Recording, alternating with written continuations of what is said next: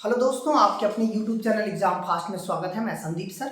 आज आप लोगों को जो है NCERT ज्योग्राफी क्लास 7 के जो है कुछ पॉइंट ऑफ व्यू क्वेश्चन जो है उस पर चर्चा हम लोग करते हैं। ये बहुत ही इंपॉर्टेंट क्वेश्चन है, चाहे वो SSC एग्जाम दीजिए, सिविल सर्विसेज एग्जाम दीजिए या किसी स्टेट गवर्नमेंट का एग्जाम दीजिए, सभी एग्जाम में काफ़ी महत्वपूर्ण होते हैं। यहाँ से छोटे छोटे क्वेश्चन होते हैं, ईजी तो होते हैं, लेकिन ये क्वेश्चन आपके एग्जाम में बहुत कठिन तरीके से पूछे जाते हैं। तो चलिए हम लोग बात करते हैं आज के क्वेश्चन की। आज के क्वेश्चन का जो पहला पॉइंट है, ये देखिएगा। पहला पॉइंट है, इनमें से कौन संचार का साधन नहीं है। तो पहले हमको ये समझना है संचार मतलब होता क्या है। जो हमारा कम्युनिकेशन है, कम्युनिकेशन जो है ये संचार होता है। मतलब कि जो एक स्थान से जो दूसरे स्थान तक शब्दों का पहुंचना एक संचार होता है। वो किस माध्यम से पहुंच रहा है, वो एक माध्यम भी संचार का साधन होता है। जैसे आप कह सकते हैं कि हमारे शब्दों का टेलीफोन के माध्यम से पहुंचता है, वो भी संचार है। पुस्तक के माध्यम से भी एक शब्द जो है दूसरी जगह तक पहुंचता है, और टेलीविजन के भी माध्यम से। क्या मेज जो आपका टेबल है उसके माध्यम से नहीं पहुंचते हैं, तो इसका मतलब ये कम्युनिकेशन का साधन नहीं है।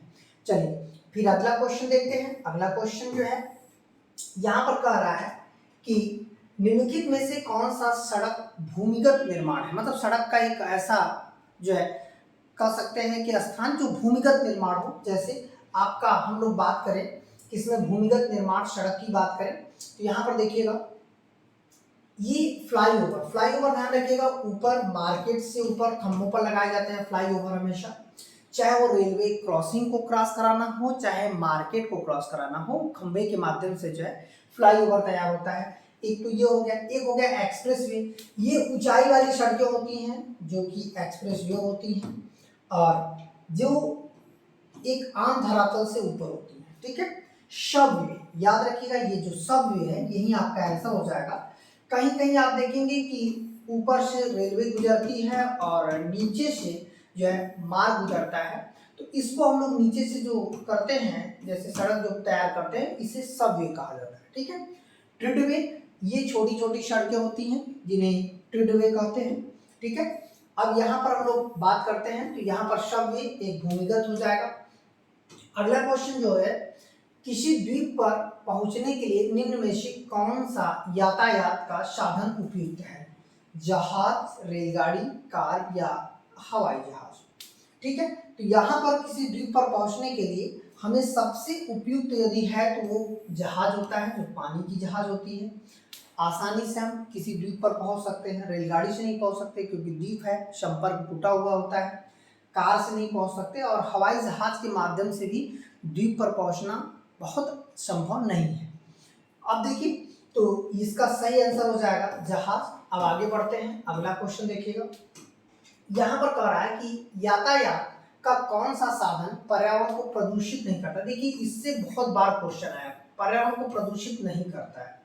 साइकिल, बस, हवाई जहाज, इलेक्ट्रॉनिक वाहन।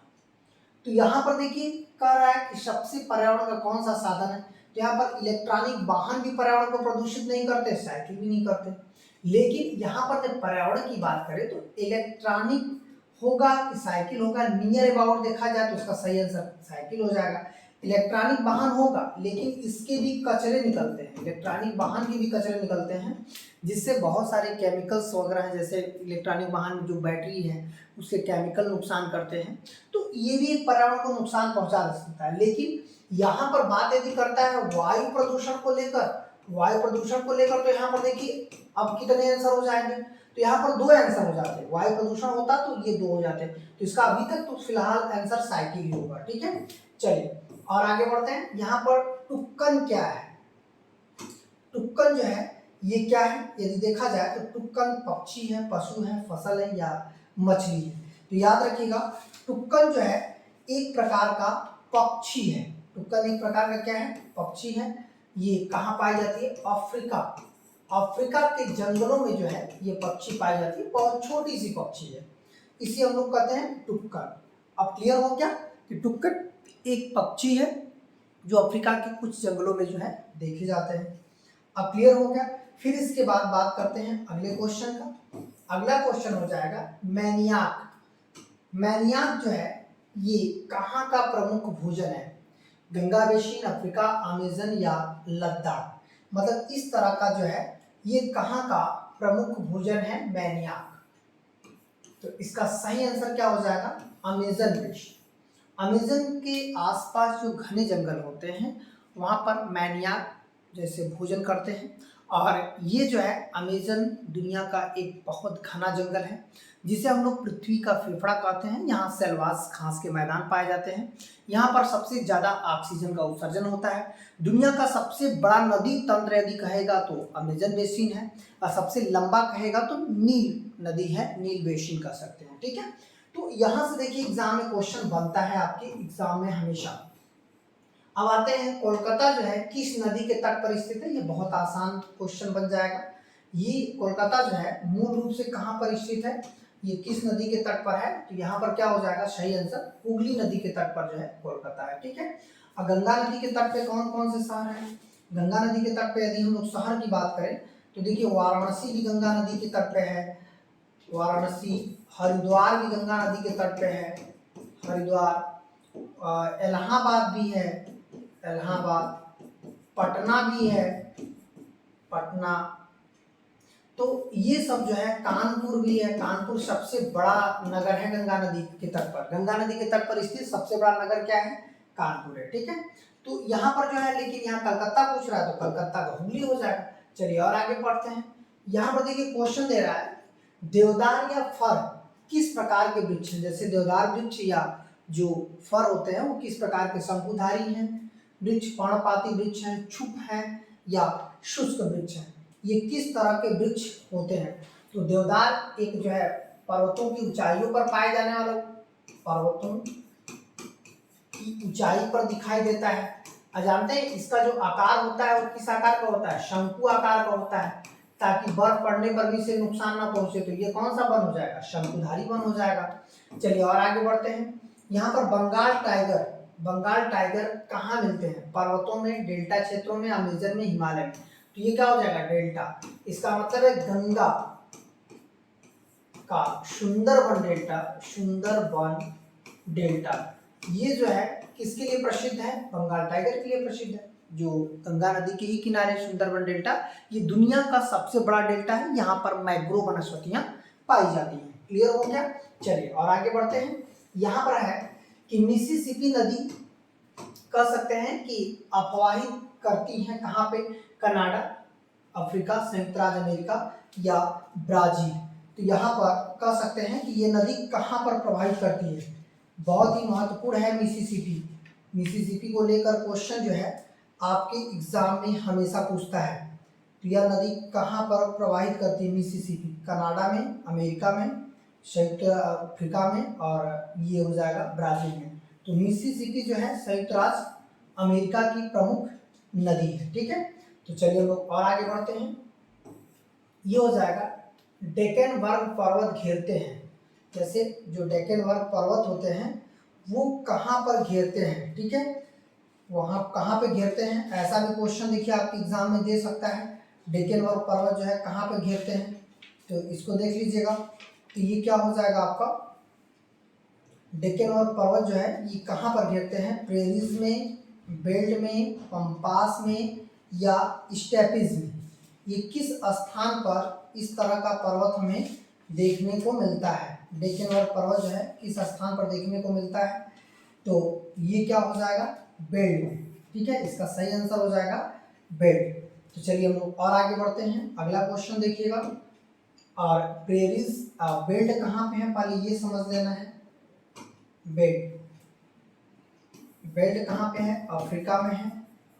ठीक है, अफ्रीका में। प्रेरी कहाँ पे है? उत्तरी अमेरिका में है, उत्तरी अमेरिका। और पंपास कहाँ पे है? अर्जेंटीना में है, अर्जेंटीना। और ये जो स्टेपी कहाँ पे है? यूरोप या एशिया, यूरोप एशिया दोनों में पड़ता है, जिसे यूरेशिया बोलते हैं। ठीक है, तो इस पर भी क्वेश्चन आपके एग्जाम में दे सकता है। चलिए और आगे बढ़ते हैं। अगला क्वेश्चन हो जाएगा मेरिनो प्रजाति जो है कहाँ पाई जाती है या किस जीव की ये प्रजाति है? मेरिनो। तो इसका सही आंसर क्या हो जाएगा? मछली, हाथी, भेड़ या बकरी? तो इसका सही आंसर हो जाएगा भेड़, मेरिनो एक भेड़ की प्रजाति है जिससे काफी लंबे लंबे बाल वाले जो है ऊन पाए जाते हैं। ठीक है, तो चलिए और आगे बढ़ते हैं अगले क्वेश्चन की तरफ। यहाँ किम्बरले, किम्बरले किस लिए प्रसिद्ध है? हीरा के लिए, चांदी के लिए, प्लेटिनम के लिए, सोना। किम्बरले याद रखिएगा सबसे बड़ी खान है, सबसे बड़ी खान। ये जो सबसे बड़ी खान है ये किसकी है? हीरे की सबसे बड़ी खान जो है किम्बरले की खान है, बहुत ही इंपॉर्टेंट है। जोहान्सबर्ग आप देखेंगे सोना का है, उसी तरह से मैक्सिको में देखेंगे चांदी की बहुत बड़ी बड़ी खानें हैं। ठीक है, और आगे बढ़ते हैं अगला क्वेश्चन है सहारा अफ्रीकन किस भाग में स्थित है? मतलब अफ्रीका के किस भाग में है? तो याद रखिएगा उत्तर पश्चिम भाग, तो उसका सही आंसर हो जाएगा पश्चिम भाग। कोई भी मरुस्थल है किसी भी देश के पश्चिम भाग में है, जैसे हमारा थार मरुस्थल पश्चिम भाग में है, कोई भी मरुस्थल अधिकांश जो है पश्चिम में, जैसे ऑस्ट्रेलिया में जितने भी मरुस्थल हैं तो ऑस्ट्रेलिया के पश्चिमी क्षेत्र में ही वो सभी मरुस्थल स्थित है। ठीक है, तो यहाँ पर सहारा भी क्या हो जाएगा? पश्चिमी क्षेत्र में आ जाएगा। सहारा किस प्रकार का रेगिस्तान है? जो ठंडा है, गर्म है, मृदु है, आर्द्र है, तो जाहिर सी बात है ये किस तरह का रेगिस्तान हो जाएगा? तो सहारा एक गर्म रेगिस्तान है। ठीक है, सहारा क्या है? एक गर्म रेगिस्तान है। अरे यहीं पे जो है अल्जीजिया है, दुनिया का सबसे गर्म स्थान अल्जीजिया इसी जगह पर पाया जाता है। ठीक है, अब यहाँ पर लद्दाख रेगिस्तान का अधिकांश निवासी हैं, जो लद्दाख के लोग हैं वो अधिकांश जो है किस धर्म के लोग हैं लद्दाख में? ठीक है, तो यहाँ पर यदि देखा जाए तो ये क्या हो जाएगा? ज्यादातर ईसाई एवं मुसलमान हैं, बौद्ध एवं मुसलमान हैं, ईसाई एवं बौद्ध हैं, हिंदू और मुस्लिम हैं। तो लद्दाख में किस तरह के लोग हैं? तो बौद्ध और मुस्लिम धर्म के लोग यहाँ पर अधिक मात्रा में हैं। ठीक है, अब आते हैं रेगिस्तान की विशेषता। रेगिस्तान की विशेषता क्या होती है? विरल वनस्पतियां, अधिक वर्षा, अल्प जलवाष्प, सामान्य वर्षा। तो रेगिस्तान की विशेषता क्या होती है? अल्प जलवाष्प, अल्प जलवाष्प होना जो है ये रेगिस्तान की एक विशेषता है। अब आते हैं लद्दाख में हेमिस प्रसिद्ध है। जो हेमिस है ये प्रसिद्ध है किसके लिए? ये मंदिर है, चर्च है, बौद्ध मठ है। हेमिस लगातार एग्जाम में क्वेश्चन दिया है, ये बहुत ही इंपॉर्टेंट क्वेश्चन है आपके एनसीईआरटी में, आप देखेंगे बहुत अच्छे से दिया है। तो यहाँ से देखिए ये बौद्ध मठ है, बहुत ऊंचाई पर स्थित एक बौद्ध मठ है हेमिस, जो काफी चर्चा में रहता है। ठीक है, तो यहाँ ये क्लियर हो गया। अब देखिएगा, अब आते हैं कि विश्व का धन्नागार, धन्नागार मतलब होता है जहां पर अनाज उत्पादन होते हैं उन्हें धन्नागार कहते हैं। विश्व का धन्नागार किसको बोलते हैं? प्रेरी को, स्टेपीज को, पंपास को, डाउन्स को। तो यहाँ पर देखिए विश्व का धन्नागार प्रेरीज होता है, ये कहाँ पर? उत्तरी अमेरिका में, उत्तरी अमेरिका में है। ठीक है, स्टेपीज यूरेशिया में है, यूरोप और एशिया में, जिसे यूरेशिया बोलते हैं। पंपास अर्जेंटीना में है, मतलब दक्षिणी अमेरिका में। डाउन्स ऑस्ट्रेलिया में है, ऑस्ट्रेलिया में जो है डाउन्स का मैदान है। तो ये सभी जो है काफी चर्चा में है और आपके एग्जाम में हमेशा पूछे जाते हैं। तो अब देखिएगा आगे बढ़ते हैं, आज का सेशन इतना ही है। ठीक है, और हम लोग जो है अब नेक्स्ट सेशन में मिलेंगे, और यदि वीडियो पसंद आती है तो लाइक शेयर सब्सक्राइब जरूर करिएगा। धन्यवाद।